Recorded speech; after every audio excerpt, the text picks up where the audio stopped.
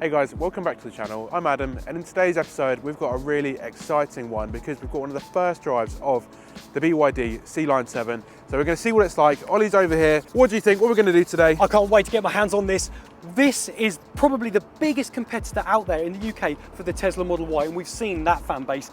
Today, it's all about a UK road test with the Sealion 7 because we've made another video on really cool features of the car. So if you want to see what the Byd Sealion 7 is like on the UK roads, then keep on watching. Just to let you guys know, we release an episode every single Friday. Next week, we check out the VW ID4 GTX. So make sure you hit that subscribe button so you don't miss an episode. Wow, wow, wow are the first three words I have to say when I'm jumped into the Byd Sealion 7. Now, we did a video before talking about the stats of the Byd Sealion 7. If you want to check that out, we'll make sure it comes on your screen. What an absolute incredible competition for Tesla. I'm telling you now, if you jump in one of these cars after a Tesla Model Y, they are really minimal. There's nothing really to look at. You've got a big screen in the BYD. You can do that fancy thing where you can go portrait, whether you think that's novelty or not. But there's so many incredible materials littered around. I've got suede here. I've got Napa leather seats. They're so comfortable. I just feel like I could just pull into a lay-by, snuggle up and take a nap on one of these. So why is the Byd Sealion 7 here, you may be asking? Well, they want to take on the mid to high-end electric vehicle market. They want to challenge the best of them with cutting-edge tech, luxury and performance. It's here to make a statement. But the real question is, are we ready to listen? I've got Adam in the back. Adam, talk to me about comfort levels. Okay, so just to give you an idea of what it's like in the back, and what I can say is I'm actually really impressed. I do like the amount of space you get in the BYD. I feel like they prioritise your room and space in the back, which is really nice. So let me start you off with leg room. So this seat is set quite far back and I've still got plenty of leg room. You've got two little things here to put stuff. You've got heated seats in the back and it's a flat floor, so you've just got loads of leg room, which is really good. Really nice big sunroof that actually comes right to the back. Windows really nice and clear as well.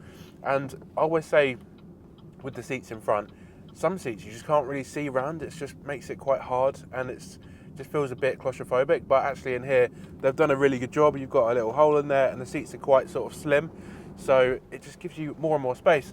Seats, these are actually really soft and leathery, and you know, they've just put effort in. And it is nice to see. They're comfortable, they're at a nice angle, so you know, you're going to be very happy in the back. There's plenty of space for at least two kids. The materials feel really nice and the suspension's smooth. So I feel like I've been very positive there. Any negatives? I can't really see any, to be honest. So yeah, that's the back. Now let's talk about range then. We've been filming this today and I've got cumulative range of 34.3 kilowatt hours per 100 miles. This is the Excellence trim. It should get 311 miles of range. And for context, I've got 74% state of charge in my battery and 232 miles of range left. Okay, I'm in sport mode. Let's feel this power. Foot to the... Oh my gosh, that picked up. The nose picked up. Woo! That's quick. And it's so quick that it's 0 to 60 in 4.5 seconds. And they're so proud of it, they've slammed 4.5 on the boot. So let's have a little look around the outside to see what the design's like, what we don't like. Let's start off with the front of the car. Let me show you, turn you around, look at these lights. They look very angular, very cool. Do you like the front? You cannot deny, I don't care who you are, you cannot say this isn't a better looking car than the Tesla Model Y. That is very blob-like. Yeah, the Juniper, I'm not talking about the Juniper, that's the new one. But look how sharp and angular and aggressive these lights are. You've got functional vents. It looks like a massive sucker. It looks like it's just sucking in all the air. I love the front design. It's a big sucker. Anyway, moving around the side, we've got these really nice wheels. Look at those with red calipers. Cool. You like those, don't you? I love the popping red candy calipers.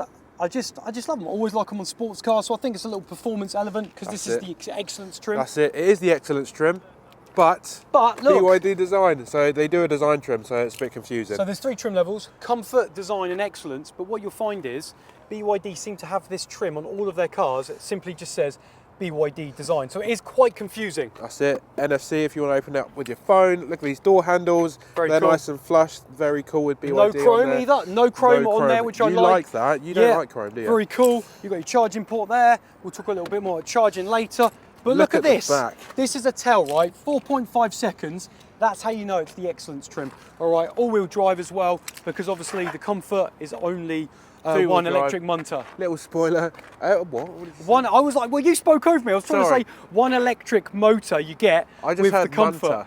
and then you heard Munter because I was like I didn't saying. say Munter. I You was- said Munter. Nice spoiler. Munter. Here and here. Double spoiler. That's quite cool, isn't it? Yeah, and look, round the back here, this is really lovely and flushed. It's just kind of recessed and slotted in there, the BYD, which is kind of cool. It's very elegant, very sophisticated.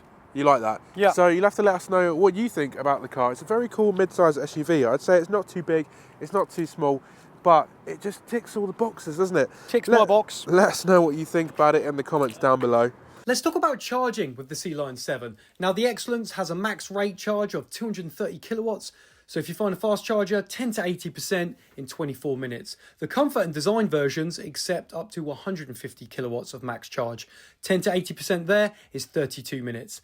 A Wallbox at home, you're looking at 0 to 100%, 12 hours and 34 minutes. So how does the Sealion 7 feel on B roads in sport mode when you're going a little bit fast and a bit of a spirited drive? Here we go. And we've got a bit of a bridge. Now, visibility is quite good, you know, actually. I like looking over the bonnet. I can see them just curve up on the end. So I'm on my placement on the road. That helps me. Come around this corner, tight left. Your car feels heavy. There's a slight bit of body roll. Most of the time it feels pretty controlled. It is on the softer side of suspension, but I've seen that with the BYD Seal U DMI on that hybrid car. And that was slightly on the soft side as well. So you do feel sometimes every time you hit a bit of a lump, not so much a pothole, you can feel that like wallowing effect rather than it be completely tight and nailed down to the floor. So here we go, foot to the floor. Oh my gosh, it's so quick. And then, whoa, there we go, four-wheel drive. I'm glad I've got the traction. It does feel grippy. The steering feels, I've got it in sport at the moment. And I think I'd like it a little bit more weightier because obviously it changes up with the different drive modes, but I just want a little bit more of a connection to the road because this Excellence one is a little bit built on more of a performance version spec, you know, 4.5 seconds, goes quick, and I just can't quite feel the bite of the road. I'm not really getting that feedback. Don't get me wrong, I don't think it's a big problem. I just noticed it then on that corner. Right, slam. It's always there. And you know what? I'm getting that weird feeling that you get on a roller coaster when you lose your tummy. And the brakes are good. They're a little bit soft to begin with, and you have to press down on them. And you can feel the car kind of squirm a bit then. The steering, I definitely want the steering a little bit more sharper. It feels too light on these corners. I mean, it's turning in well for me, and I'm getting the placement well, but whoa, there we go. Felt a little bit of a lump and a bump. But I'll tell you what, this is a scary car. It's scary quick. 58 litres of frunk space, and actually it could be less with this one because it's the all-wheel drive one, but that's actually not too bad, is it? 520 litres of boot space with the Sealion 7. A couple of scratch pads here, and I think you can say there's plenty of space. You've got this one's obviously got the Dyne audio speaker here, a netting there, your parcel shelf, and you've got a 60-40 split with the rear bench. Good space. I don't know, you might want bigger.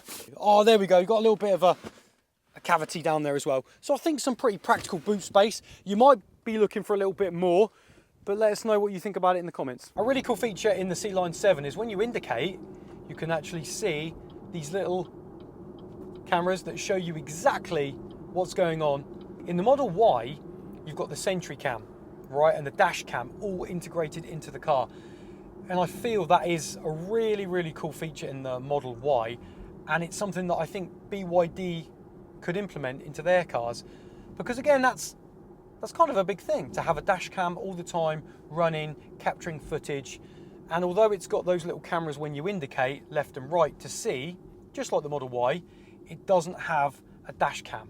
So BYD engineers, software engineers, get a dash cam sorted, and it will just be even better. So you might be wondering, what is the Sealion 7 like when you're going on the A roads and cruising? And it is absolutely dead quiet. Listen, you can't hear anything. It's really well sound insulated inside the cabin. The suspension is pretty soft. It's taking up so many lumps and bumps. I'm hardly hearing and feeling them up my bottom like you do with other cars. They're just gentle thuds. And I think at the moment, going at these speeds, you know, kind of just cruising, the Sealion 7 really excels.